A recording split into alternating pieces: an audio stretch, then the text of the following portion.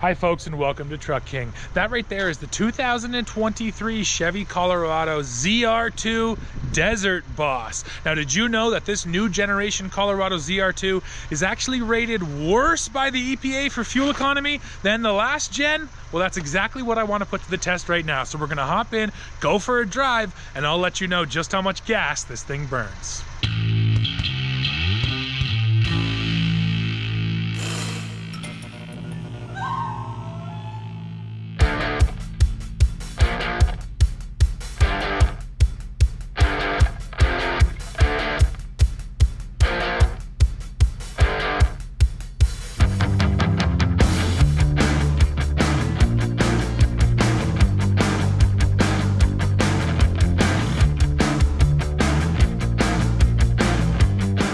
Alrighty folks, let's get this underway. So we just filled up here at the gas station.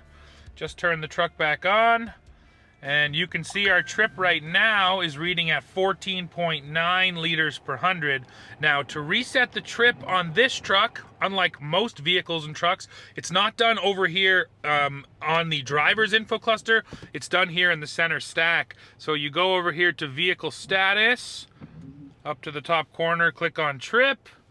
And there's our trip information. So we click trip information. First of all, right now it's over here on my driver's display. If I was to go into fuel economy, let's say, and add to driver display, suddenly the fuel economy now shows up over here. So that's how you get info over to your driver display. But we'll go back now.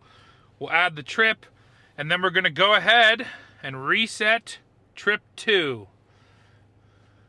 Reset. So all zeroed out. Now we'll take off and monitor this fuel economy. And of course, at the end of this, we'll come back to this same gas station and we will do the math ourselves to see how it checks out as compared to what the computer tells us. Now, let me talk through the conditions today, because that's always an important part of any fuel economy test.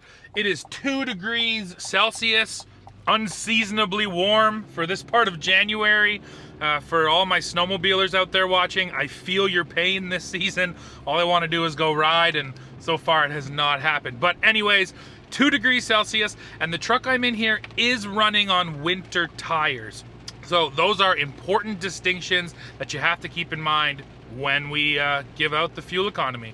Now, in terms of what I'm going to do today, first step, I'm going to head over to Highway 400. That's a major highway here in Ontario.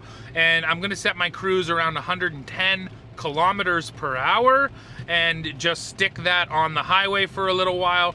Then I will get off the highway and use some secondary roads, which generally the speed limit is between 60 and 80 kilometers an hour. 80 kilometers, of course, is 50 miles per hour. And the secondary highway runs through small towns, so there's some stop and go as well. So yeah, we'll get a nice mixed driving case, and then we will see what kind of numbers we come up with. All right, folks, as we continue our drive here on this rather rainy day, let me lay out all the relevant numbers for you. So first of all, the ZR2 uses the high output version of the 2.7 liter turbocharged 4-cylinder. It's hooked to an 8-speed automatic, and the Colorado gets a 342 final drive ratio, or rear axle ratio as it's commonly called, and you can only get a 342 in the Colorado. Doesn't matter which spec of the truck that you order. Now let's talk about the fuel economy ratings, because that's one of the areas where when this new generation Colorado came out, it didn't improve across the board. In fact, this truck I'm sitting in here right now is rated by the EPA at 16 miles per gallon combined, and that's 16 miles per gallon in the city and 16 on the highway. The last generation Chevy Colorado that used the V6, which granted was a little bit down on power compared to this engine, well, that ZR2 was rated at 17 miles per gallon combined, 16 in the city and 18 on the highway. So sure, it's only 1 MPG, but still, it's always, you know, we move forward with new trucks. It went from diesel and gas V6 down to this Turbo 4, and that's one of the things we always hear is it's in the name of fuel economy. Well, when it comes to this Colorado, in some trims, such as ZR2, the new generation truck is actually worse than the last gen, which is one of the reasons I wanted to come out here and do the test today in the real world, just to feel the differences. And now, of course, let me also provide you with some context so you know how that stacks up. If you're talking about the Ford Ranger Tremor, and of course this is not the new Ranger, this is the current generation Ranger, that thing gets 19 miles per gallon combined. Talking about the Toyota Tacoma TRD off-road, that's 18 miles per gallon combined. A Jeep Gladiator Rubicon is 19 miles per gallon combined. And then the Nissan Frontier Pro 4X, also 19 miles per gallon combined. So, you know what? You can argue that a lot of those trucks don't directly compete with the ZR2, and I would agree with you, but you just can't deny that of all of those trucks, at least on paper, this one's actually the worst now when it comes to fuel economy. So once again, that's why I wanted to do the test today. And I should also add on, the truck I'm in right here has the Desert Boss package added to it. And one of the things that comes along with Desert Boss is the sport bar back there in the bed and a light bar up there on the roof. So that's gonna add weight, but I'm suspecting that the light bar is gonna add a bit of aerodynamic drag as well. So in my opinion, this is kind of worst case scenario for this truck today. Luckily, it's not that cold. You know, recently it was as cold as -10, -15. That might have really played an effect on things too. But still, I'm really curious to see what the number comes out at when I'm done the drive. Now, as I continue driving along here on this rather rainy day, let me talk to you about just, basically daily driving this Colorado ZR2 Desert Boss. And the first thing I'll start with is the suspension. I do think it's one of the highlights of this truck. When you're running over even this kind of rough grooved road I'm on right here, it has a nice job of kind of swallowing things up, not really giving any rough hits through to the cab. I will say, I think more than a stock Colorado, you're getting more feedback up through the body, just a little bit more, I don't want to call it chatter, I'd call it bumpiness maybe, out of the rear end. But that's one of the things with this suspension, is as the speeds increase, it actually feels like it's getting a little bit smoother. So I appreciate that out of the suspension. And daily drivability, we say this, or I feel like I say this in a ton of videos, but it's true here too. There's just less compromise than ever when you buy a super capable off-road truck. You no longer really suffer with it on-road, and that's definitely the case here with the ZR2. Now, let me speak on the powertrain, because I think I've been a little negative in the past, and I'm still not feeling a ton better about it. I will say that when you put your foot deep into this thing, put it to the floor, the power delivered feels great, all right? The torque is there, the horsepower is there, but my complaint still seems to hold up, which is that it just feels like a small turbo buzzy 4-cylinder that has to get high in the revs before it delivers you peak power. And peak torque in this engine comes on at 3,000 RPM, which is not bad, but of course, if you want a reference point, peak torque in the new Toyota turbocharged 4-cylinder comes on at 1,600 RPM, basically at half the RPM as the Chevy, and then peak horsepower comes on here at 5,000 RPM. So it's not necessarily a complaint about the power. I like the power, but the way it's delivered just seems to be, you gotta get it revving up. You gotta get the RPM up before you really feel that deep hit of power. Unlike some other engines on the market where I just feel like it comes on lower and stronger. And a part of that equation is also that 342 rear axle, which is a little bit more on the fuel economy focused side. And now I just came to a stop sign right there, taking off.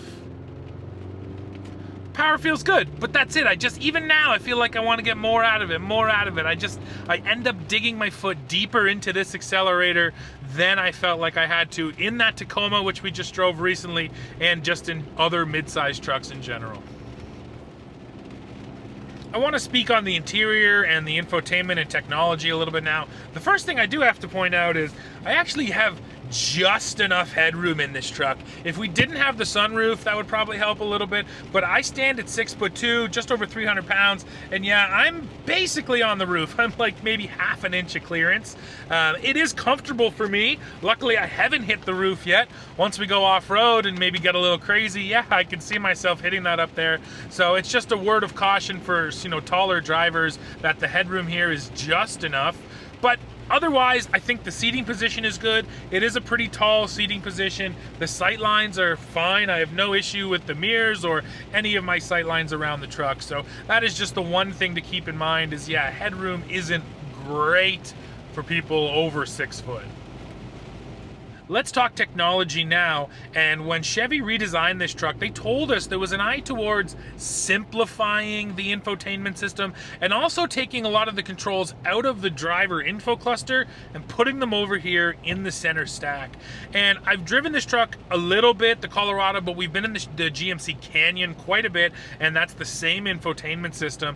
But living with this truck this week, what I'm reminded of is the simplicity factor makes a lot of sense, and I actually really find myself enjoying it. What I mean by that is when I want to change my screen over here in the driver's cluster, there's only one button that I can use. It's right here on the steering wheel, and as I hit it, it goes through all of the different available screen layouts. So the first thing you can do is go through and pick which one you want and which one offers the information you like. I like the map personally. I usually just leave the map up because I like seeing what's around me. But then there's also a number of screens, including this one, the comm screen, which offers you just the basic information. So for a lot of people these days, again, you can get overloaded by these screens. Chevys make sure they're trying to combat that. So I like that it's a one control over here on the steering wheel for my information. And then in terms of the little boxes, if you want to control them, that's all done over here through the center stack. So I can go to engine, I can go to coolant temperature, and I can add that to the driver's display. Not sure why you'd want just that, but hey, if you want to watch your coolant temperature, maybe you're towing something really, really heavy, well, you can do that. And I like that you can customize it. It makes a lot of sense. Everything else on the market today, you can customize like that. So yeah, I think the infotainment here has just been made simpler, and what that means for the driver and the owner of this vehicle is just less thought has to go into how you have to navigate these things, where the menus are, where that thing you want is. Just one button over here on the steering wheel, and odds are once you've got the screen set up the way you want it, you're never going to go through here again really often to change these things up. So set it and forget it, and then just one button here on your steering wheel. Yeah, I like the setup here. Alrighty folks, we're almost on the loop now. I decided to get off the beaten path just a little bit. I'm here on this rutted out gravel road. The winter and the rain has not been kind to it, so lots of little chatter bumps. And honestly, this is where this truck shines, at least in an on-road environment. On a road like this, I just want to go faster and faster, and it seems like the faster I go, the better the truck does at just swallowing it up. And look, I'm barely doing any steering whatsoever, and it's just staying nice, flat, and straight, which is exactly what you want, especially at speed. So yes, you know what, off-road aside, if you're just tackling a lot of old, broken back roads, this truck does such a nice job. And now back on the pavement, and next stop will be gas station. All right, folks, we're pulling back into the gas station right now. Same station we left from earlier. And here we are. So, let me tell you the numbers on the screen. We drove for a total of 119.6 kilometers, and it's got our fuel economy at 13.2 liters per 100 kilometers, which, you know, compared to the rating actually seems okay. But I will say that for any mid-sized truck, 13.2 feels a little thirsty. But now I'll jump out, fill it up, and we will see what the real-world mileage or the real-world math tells us about the mileage. Okay, filled up. Now we can do the math ourselves. So we take the 15.288 liters that the truck took. We divide that by the distance, which is 119.6. We multiply by 100 to move that decimal over, and we end up with 12.7 or 12.8 liters per 100, just slightly better than the computer's 13.2. So between 12.8 and 13.2 is the real-world fuel economy on this Colorado. Well, folks, we are coming to the end of this one. I already mentioned stay tuned because we're going to go off-road and really put this thing to the test properly. But for now, let me leave you with one other number that I haven't spit out yet, and that is the price. Here in Canada, the Colorado ZR2 Desert Boss, like I'm sitting in here, is $76,000 Canadian, which obviously feels quite expensive for a mid-sized truck, even one this capable. But yeah, you know what? I'll let you decide on the price and the fuel economy. So why don't you drop into the comments right now and let me know what you think of this Colorado, the package, the way it looks, and of course the fuel economy that I managed. And while you're down below, don't forget to hit the like button, hit the subscribe button, hit join to become a member of Truck King, and then come right back here to the channel to see what we're testing next. See ya.